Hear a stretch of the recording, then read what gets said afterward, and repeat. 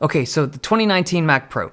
This is a device that has been labeled as super expensive, super powerful, super over-engineered. It's all of the above, but the real reason why people are even having a conversation about the Mac Pro, and the reason why you guys are even watching this video, is because of the way that it looks. Like, if Apple had made a just super ugly gray box like the HP or a Dell workstation, no one would care about it. And keep in mind, the people that are buying those workstations are the same people that should be buying something like this. But because of the way this thing looks, and because of the marketing that Apple does with a very nice looking workstation like this, there's people that are not usually in that target market that are interested in this device. I purchased the $6,000 base model, and I bought it just to see what it could do at the base model, and two, just to see what this thing was all about. Like, I wanted to know why it was priced the way that it's priced. And there's that argument of like, oh, it's got, Xeon processor, ECC memory. It's not even about that. As I opened this up, I realized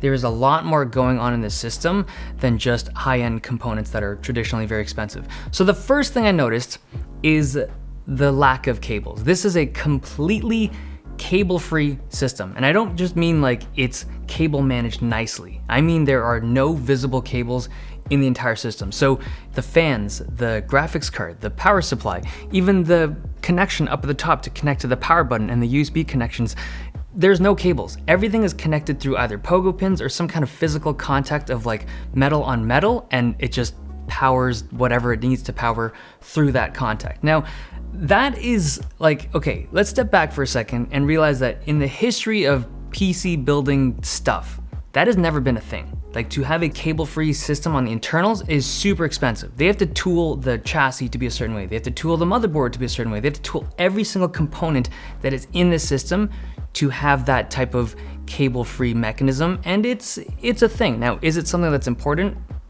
No, like, absolutely not. I can't think of a single profession in the world that would require that, but it is very cool.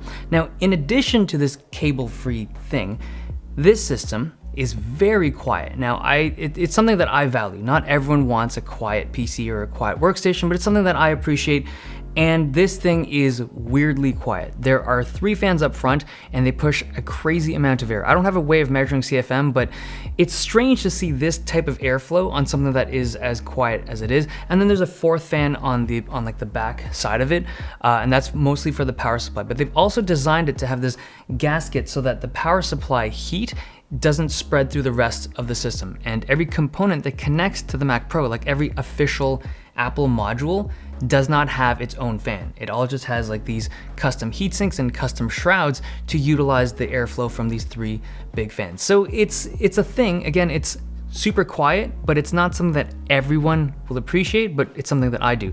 Now, to do this, to have custom power connectivity, so there's no cables visible, as well as custom heat sinks and shrouds on all the components, it's gonna jack up the price of a system like this. Like, it's invariably gonna be a more expensive build than anything that is not a Mac Pro.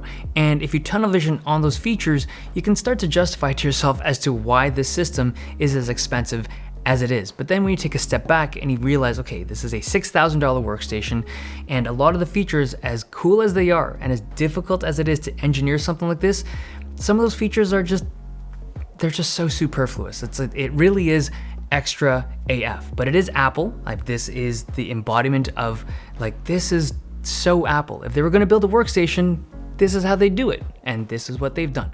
So there's 2 kind of tweaks I've done to this system.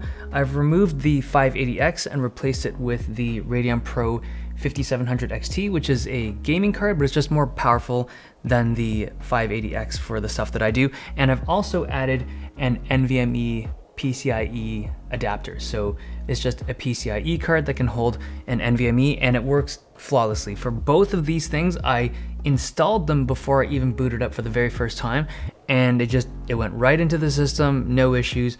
Drivers were good, like it works perfectly. And that's one of the greatest things of a modular Apple computer. Like, to be able to do this, you can't do this on anything else that they make. You can do it on the Mac Pro though.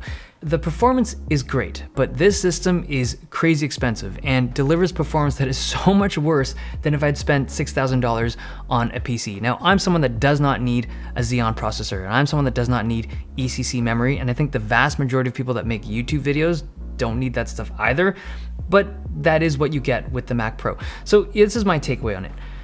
As cool as this thing is, and as much as I want to appreciate this thing and want to use this thing, it just does not make sense for the stuff I do. I felt that this would be the case. Like when they first announced the product in the middle of the summer, I just had this gut feeling that there was no way that I would be able to make use of it, and it stands true.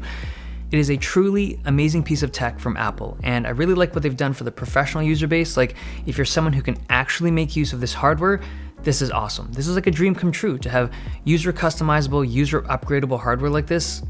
It really is something special, and it's something that's people have been asking for in the professional community. But for someone like me, I look at this and I can just admire it from afar, because I don't shoot an 8K video. I don't shoot with like 3D effects and stuff like that. This is cool, but it's just extra. Okay, hope you guys enjoyed this video. Thumbs if you liked it, subs if you loved it. See you guys next time.